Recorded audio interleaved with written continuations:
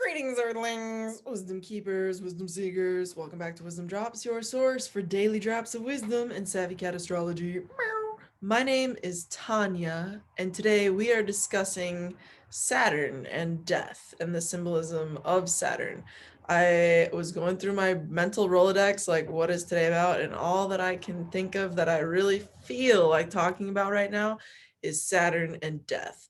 And so by the end of this video, you're going to understand, maybe, hopefully, a little bit more about Saturn and what the energies are and what it really means. And we're going to look at some nature examples because everything is in nature. Nature is a supreme teacher, right?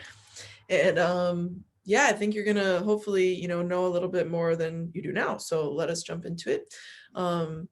And also I'm, continuously open to learning more myself about different facets. And I think that's what gives my astrological interpretation the strength that it does have. So, if you want to put a comment down below with your own like Saturnian kind of like experience, no matter how deep or like shallow, although it's Saturn, so it's probably not shallow at all, but yeah, feel free, welcome to do that.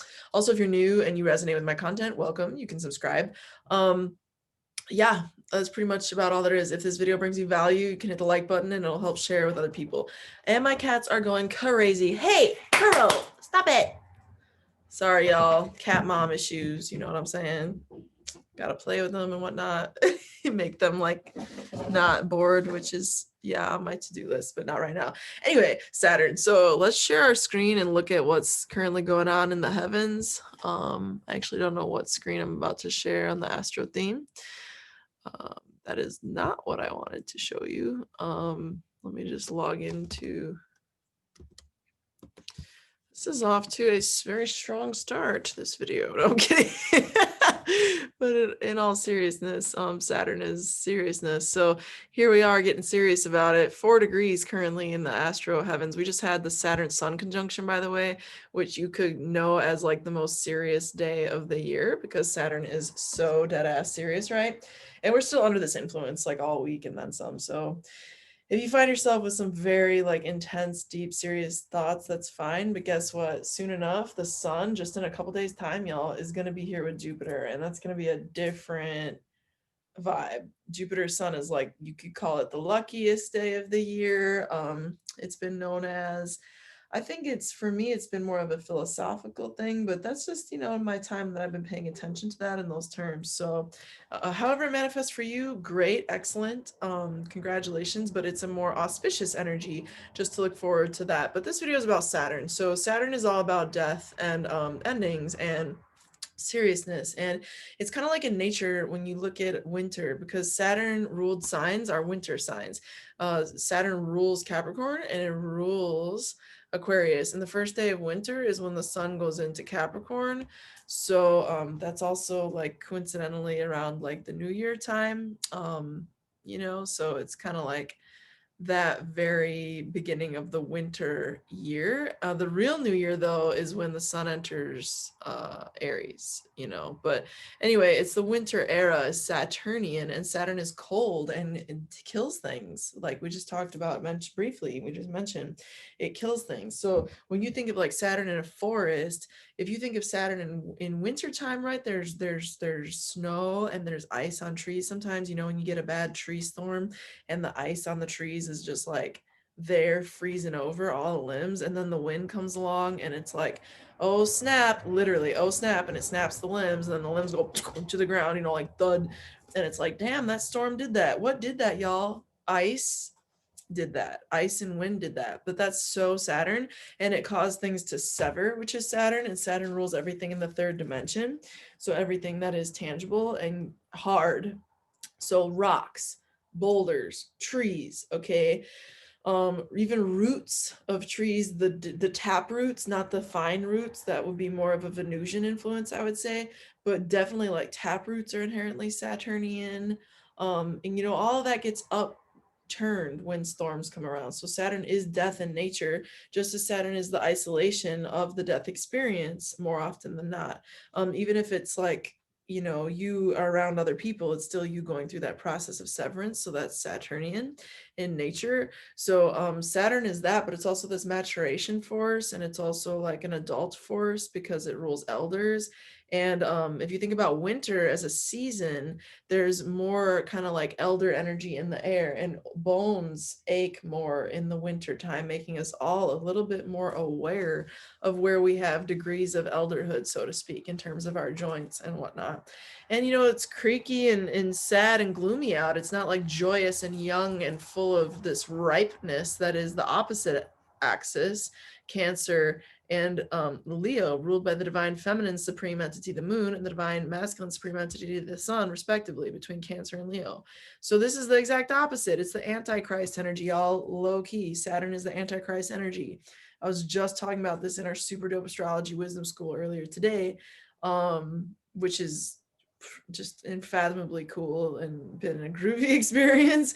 But and like the point there is that the like sun rules these winterish signs, right, of Capricorn and Aquarius, and then opposite that is the divine mother, the divine father of the entire universe, the moon and the sun, the luminaries, in other words.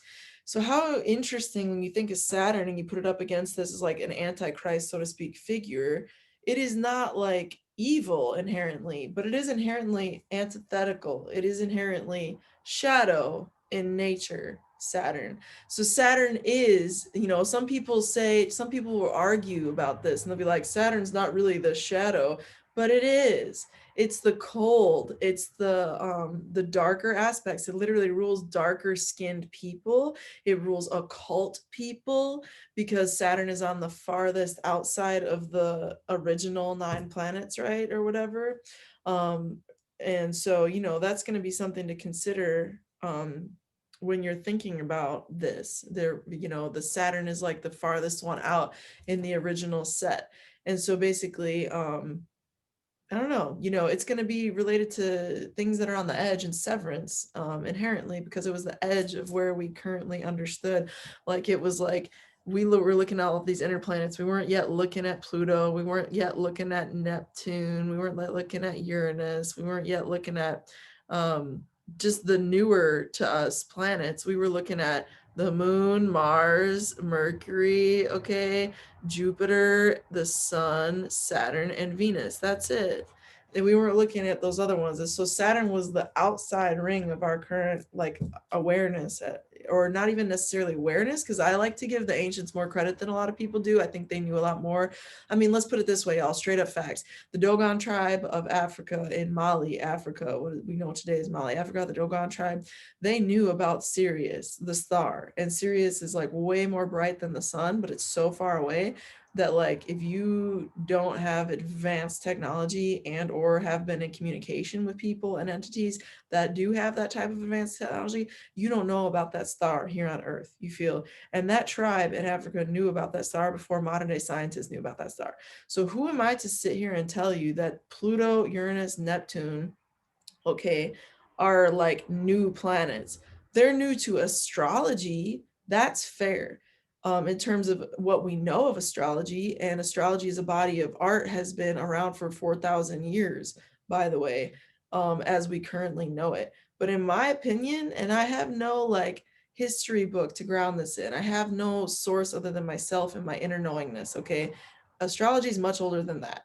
I think it'd be goofy to think that it's only 4,000 years old.